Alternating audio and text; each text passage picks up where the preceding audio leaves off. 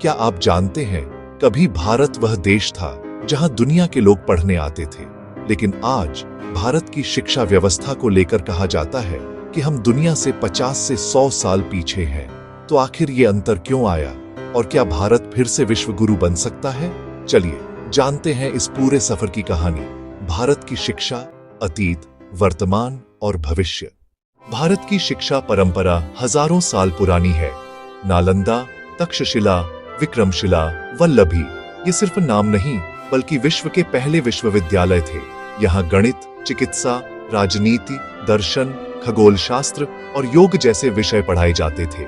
तक्षशिला विश्वविद्यालय लगभग 700 ईसा पूर्व। यहाँ 10,000 से अधिक विद्यार्थी और 200 से ज्यादा शिक्षक थे।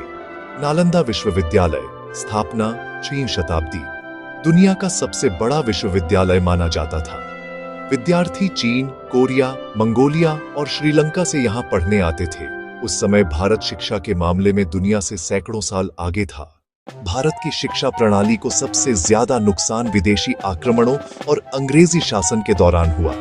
ब्रिटिश शासन ने मैकॉले शिक्षा नीति 1835 लागू की, जिसका उद्देश्य था ऐसे लोग तैयार करना जो अंग्रेजों की भाषा बोलें और उनके आदेशों का पालन करें। इससे शिक्षा का उद्देश्य ज्ञान नहीं बल्कि नौकरी बन गया।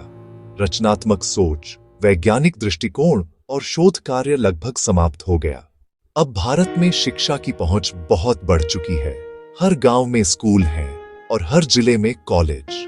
लेकिन अगर गुणवत्ता, क्वालिटी की बात करें तो भारत अब भी पीछे है। स्कूल शिक्षा में भारत की शिक्षा प्रणाली अब भी रटने पर आधारित है। बच्चों को सवाल पूछने, सोचने या प्रयोग करने के लिए प्रेरित नहीं किया जाता। इस वजह से बच्चे डिग्री तो पा लेते हैं लेकिन स्किल नहीं। उच्च शिक्षा में हायर एजुकेशन, विश्व के टॉप 200 विश्वविद्यालयों की लिस्ट में भारत के केवल 3 या 4 विश्वविद्यालय ही कभी-कभी आते हैं, जैसे IISc, IIT Bombay, IIT Delhi. जबकि अमेरिका, चीन और जापान के दर्जनों विश्वविद्यालय हैं। रिसर्च और इनोवेशन। भारत का रिसर्च खर्च GDP का 0.7%, अमेरिका 3.4%, जापान 3.2% और चीन 2.4% से बहुत कम है। इसलिए नई खोजें और पेटेंट की संख्या भी बहुत कम है।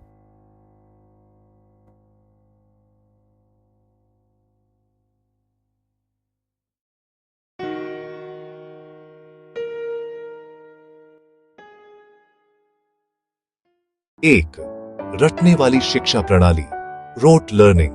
बच्चे सिर्फ याद करते हैं, समझते नहीं। सोचने की क्षमता कम विकसित होती है। 2, शिक्षकों की गुणवत्ता और ट्रेनिंग की कमी। बहुत से स्कूलों में शिक्षक अपडेटेड नहीं है। नई तकनीक, डिजिटल टूल्स या मॉडर्न टीचिंग मेथड का ज्ञान कम है। 3, सरकारी स्कूलों में संसाधनों की कमी। कंप्यूटर, लैब, लाइब्रेरी और इंटरनेट जैसी सुविधाएं अभी भी बहुत जगहों पर नहीं है। 4, भाषा की बाधा, लैंग्वेज बैरियर। हिंदी, क्षेत्रीय भाषाओं और अंग्रेजी के बीच बड़ा अंतर है। ग्रामीण बच्चे उच्च शिक्षा में कठिनाई महसूस करते हैं। 5, रिसर्च और नवाचार पर कम ध्यान। भारतीय छात्र नौकरी पाने की सोच से पढ़ते हैं, जबकि विदेशों में छात्र नई चीजें बनाने की सोच से पढ़ते हैं। अब भारत की शिक्षा नीति में बड़े बदलाव हो रहे हैं।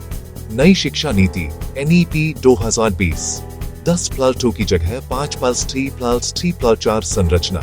बच्चों को प्रैक्टिकल और स्किल आधारित शिक्षा, मातृभाषा में शिक्षा पर जोर, कोडिंग और AI जैसे विषय। 6वीं क्लास से मार्कशीट में केवल नंबर नहीं बल्कि स्किल और इंटरेस्ट भी।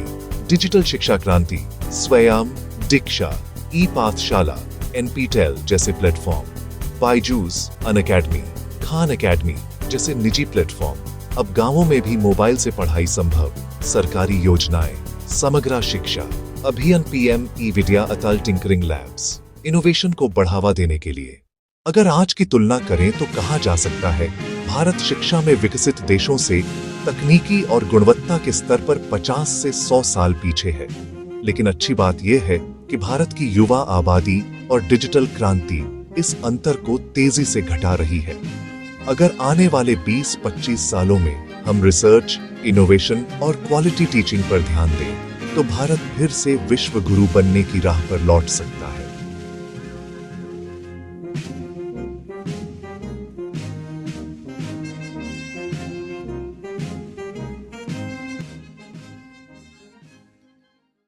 तो दोस्तों, भारत शिक्षा में पीछे जरूर है, लेकिन अब दिशा सही है। जब हर बच्चा सिर्फ डिग्री नहीं बल्कि सोचने और बनाने की कला सीखेगा, तब भारत एक बार फिर ज्ञान का केंद्र बनेगा। क्योंकि जब भारत पढ़ेगा, तभी भारत बढ़ेगा।